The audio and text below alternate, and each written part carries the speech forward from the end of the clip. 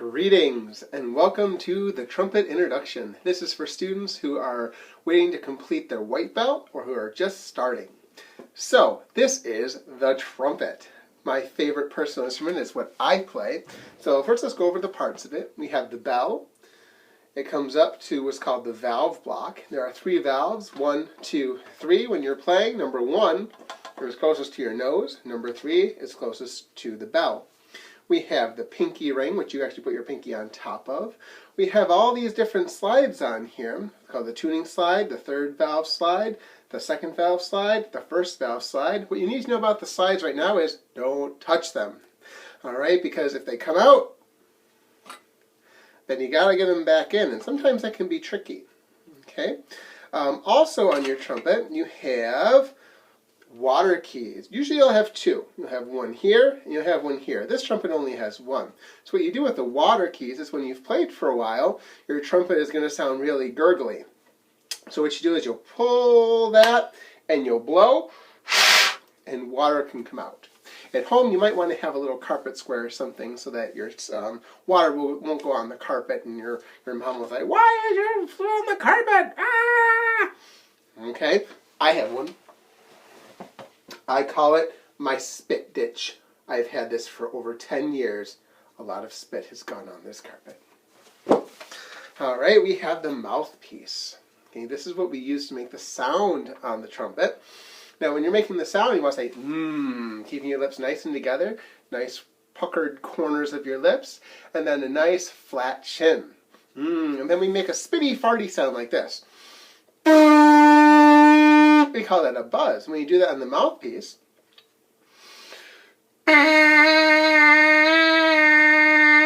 you get a sound, and that's the way we get the sound on a trumpet. Now you get different sounds based on how hard you blow, and also how tense your lips are.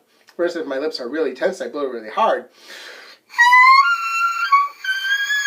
it goes really high, and if I'm really flabby,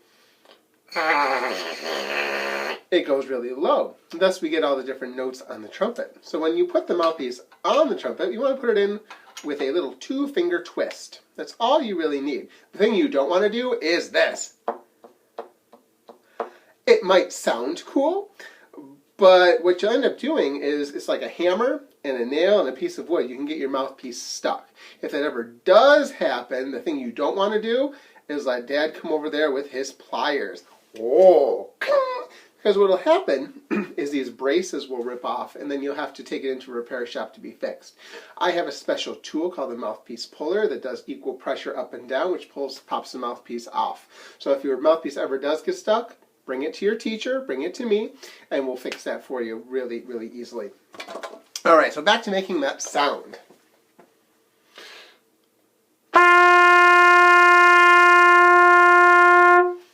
Like a nice and flat, puckered, lips are firm. Now, if I blow really high on here,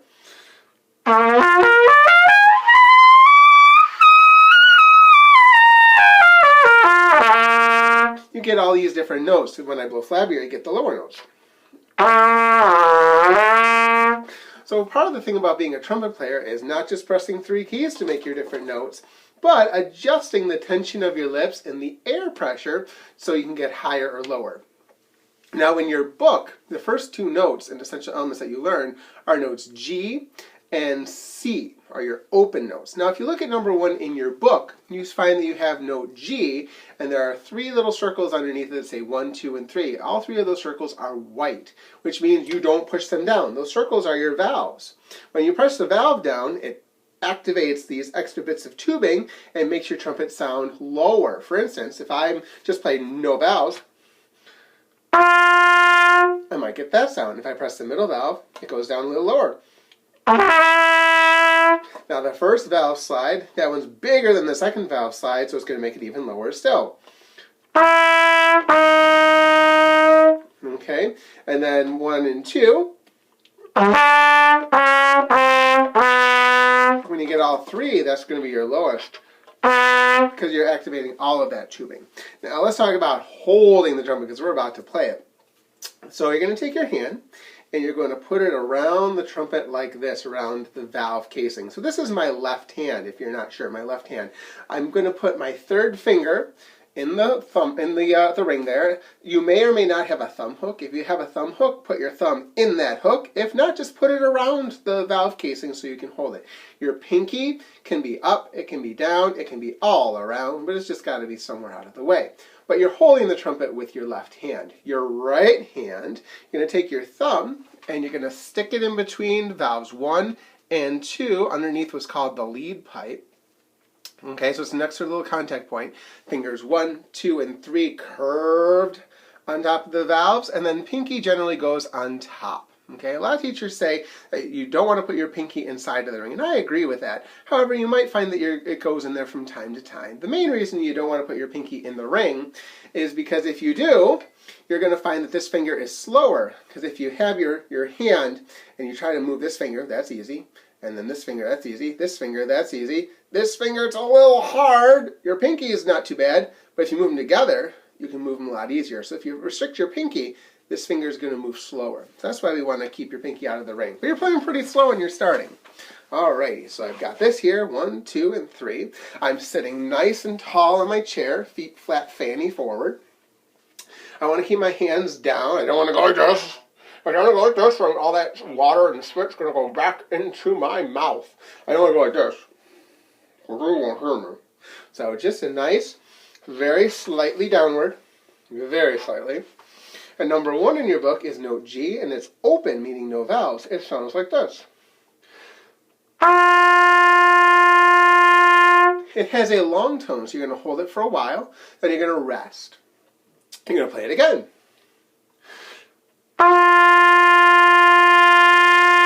Very nice. If it sounds like this, then your lips are too flabby, and you need to blow a little bit more, and you need to tighten up your lips, make them stronger so you can get that upper G. Okay, again, your G sounds like this. Underneath number 1, you see it talks about an orange box. There's an orange box there. The orange box talks about the beat. It says the beat is the pulse of music, and like your heartbeat, it should remain very steady.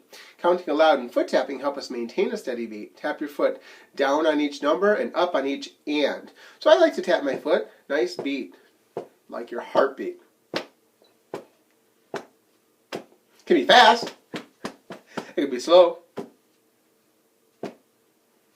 But it's got to be nice and steady. Okay. It also talks about notes and rests in that orange box. It says notes tell us how high or low to play by their placement on a line or space on the music staff, and how long to play by their shape. Rests tell us to count silent beats. So basically what it's saying is notes are beats of sound. Rests are beats of silence. We need sound and we need silence when we play. The first one they talk about is a quarter note, which is 1 beat of sound, and then it has a quarter rest, which is 1 beat of silence. Number 2 in your book is called Count and Play. Notice that you have 4 note Gs, 4 rests, and then 4 more note Gs. We know that those are note Gs, not just because it says note G in your book, but because it's on the second line up. You may have learned in your music class the notes on the lines are E, G, B, D, F. If there's 5 lines and 4 spaces, E, G, B, D, F, you may have learned every good boy does fine. Or every good boy deserves fudge. Or Elvis's guitar broke down Friday, my favorite. Empty garbage before dad freaks, and elephants get bad diarrhea frequently. You can use any of those to help remember those notes, but we always count going up. Okay, so second line up is G. It's going to be important later because they're not always going to put the note name in the notes for you. All right, so number 2, count and play. We play 4 note Gs like this.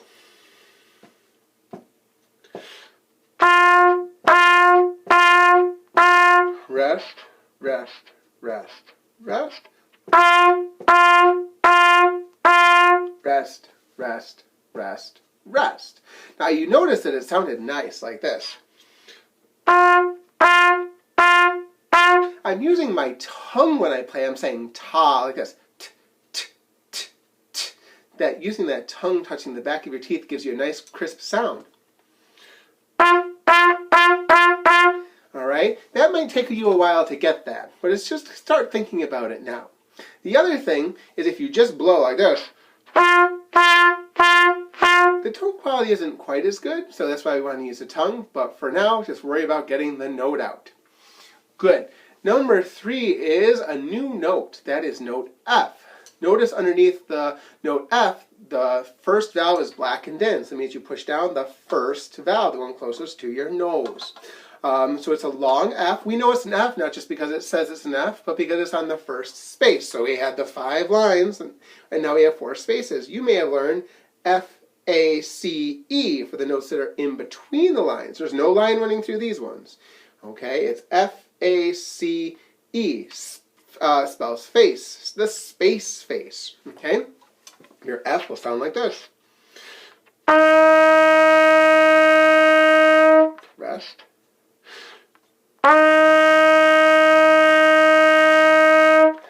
Alrighty. Number 4 is called Two as a Team. For this one, you're going to play 4 note Fs. You notice that it says F and it's in the first space. Then you rest for 4 beats. And then you have 4 note Gs. Notice that is G because it's on the second line. Every good boy does fine. Okay, so you play 4 Fs, rest for 4 beats, and then play 4 Gs. Notice when I play the note, I keep the finger down. I don't keep putting the finger up and down. 1, 2, 3, 4. 1, 2, 3, 4. Number 5, note E for every good boy deserves fudge. Alrighty, so note E is valves 1 and 2. It should sound like this. Rest for a minute. Play another E. Ready, go. Number 6 is moving on up. This one has 5 E's. E, E, E, E, E. Rest, rest, rest. E, E, F, F, G. See how it moves.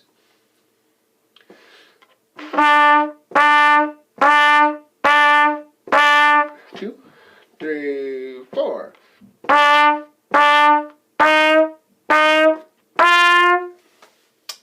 Number 7, note D. Now at the top of D, at the top of the page 5 in your Essential Elements book, it says a double bar. The double bar indicates the end of a piece of music. It means you're done. Then we have a repeat sign. It looks just like a double bar, except there are 2 little dots on that. That means play it again. So number 7, note D, notice that you have valves 1 and 3 pushed down. Okay? We're going to play a nice long D. And rest. Very good. If you're blowing too slow, if it sounds like this, it means you're blowing too slow. You need to tighten up your lips, blow a little faster to get that D. If you're sounding like this, or this, it means you're blowing too fast or you're too tight. So you need to loosen things up to get that D. Number 8, 4x4. At the end of number 8, you notice there is a repeat sign, the double bar and the 2 dots. It means play it twice. Number 8.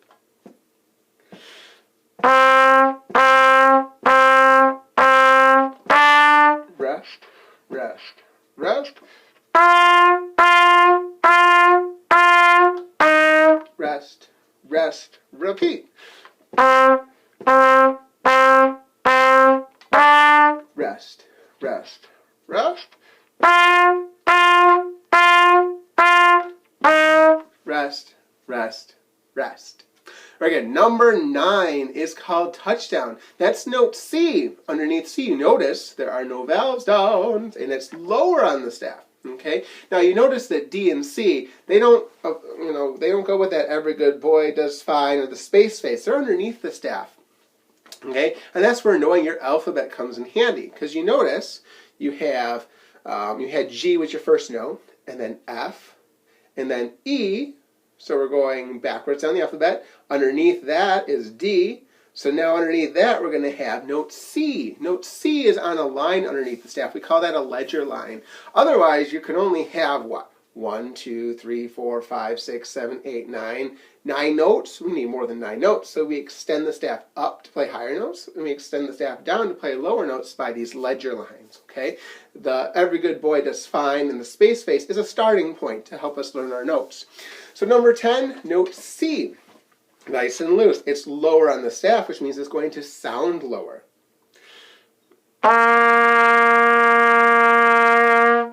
Again, ready, go.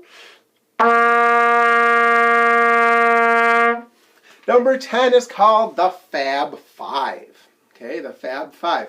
This one has a repeat sign at the end, the double bar and the double dot. It starts on note C. Let's try it.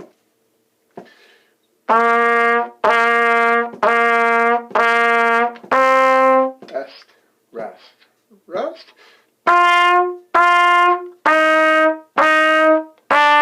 Rest, rest, repeat.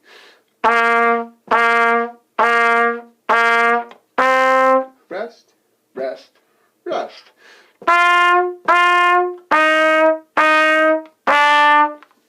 So those are the initial 10 exercises in the book. A couple of thoughts. Again, that tonguing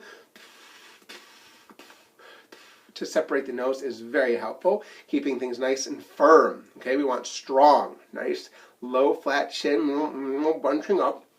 Nice and spread out there. Also, that feet flat fanning forward, that lovely posture. If you're such slouchy like this,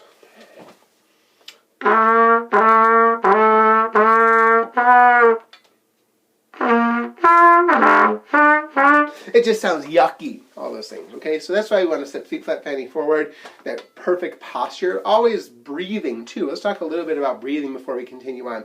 When you breathe when you play a musical instrument, you want to use what I call stomach breathing or diving breaths. You can think of diving. If you're a swimmer and you're about to take a dive, do you go, no.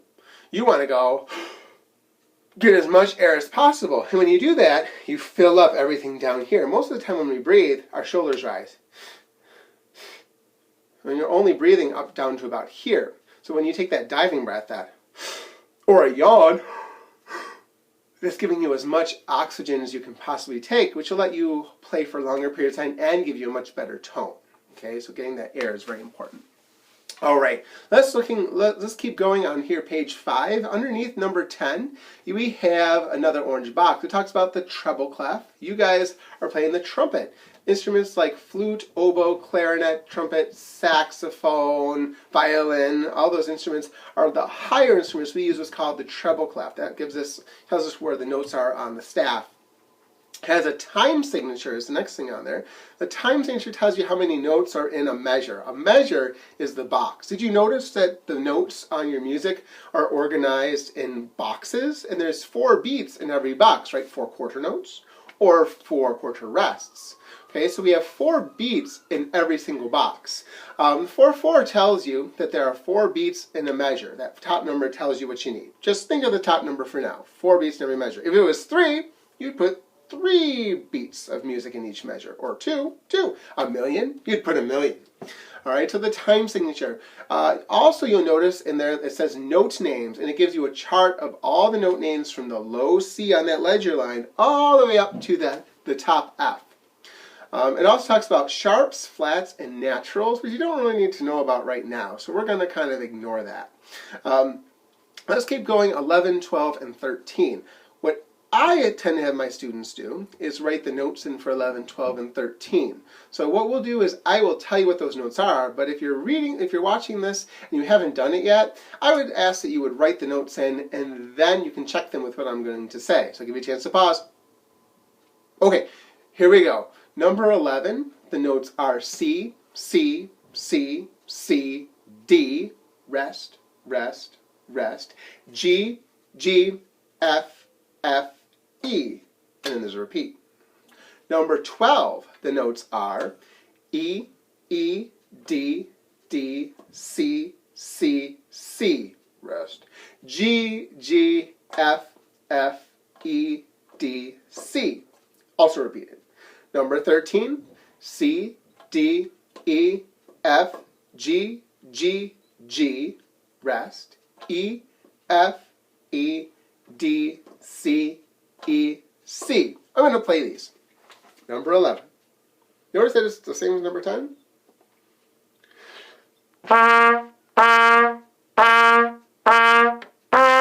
Rest, rest, rest. Rest, rest, repeat. Rest, rest, rest. Rest, rest, rest. Number 12, first flight. Starts on E, 1 and 2.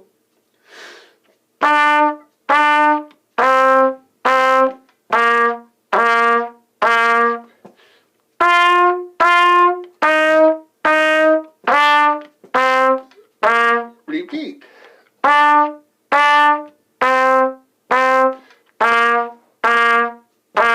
Rest.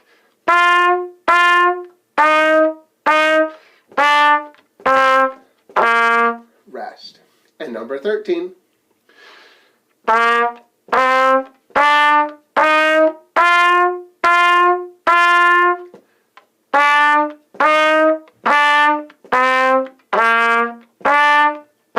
Repeat.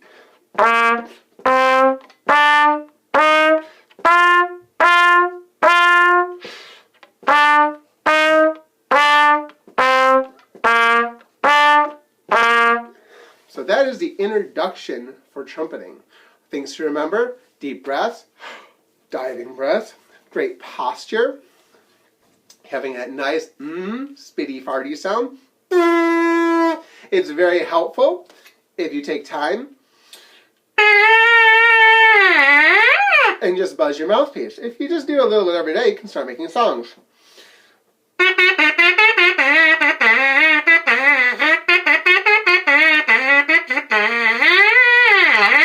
It builds up your endurance and all your strength, so it's a great exercise to do. Alrighty, and practicing every day. I hope this helps. The next segment is going to focus on the white belt and hot cross buns. Enjoy. Thank you.